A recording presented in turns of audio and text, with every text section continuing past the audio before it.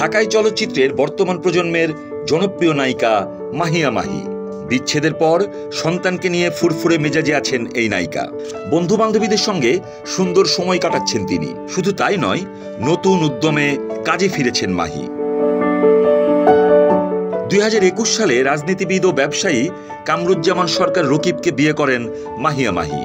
এটি মাহি ও রকিবের দ্বিতীয় বিয়ে ছিল। তাদের ঘরে ফারিস নামে এক পুত্র সন্তান রয়েছে।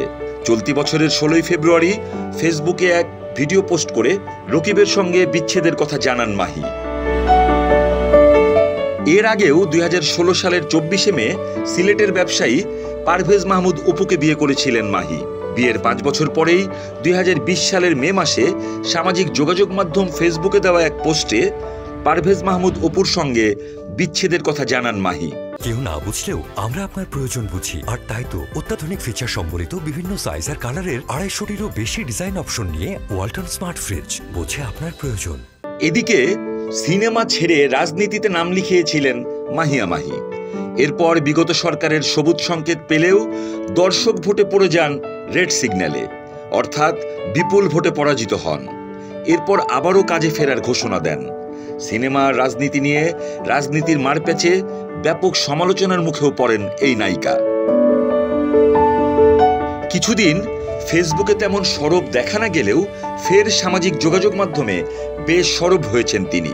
প্রায় সময়ই নানান ইস্যুতে ফেসবুকে নানা পোস্ট দিয়ে থাকেন এই নায়িকা।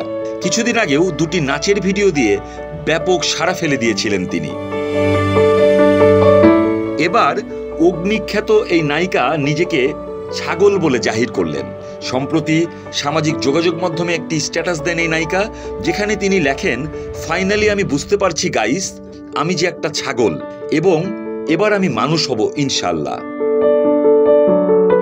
ফেসবুকে মাহির এই পোস্ট দেখে নেটিজেনদের মধ্যে মিশ্র প্রতিক্রিয়া দেখা গেছে। নিজেকে ছাগল আখ্যা দিয়ে আবার মানুষ হতে চাওয়াকে পজিটিভলি দেখছেন অনেকে।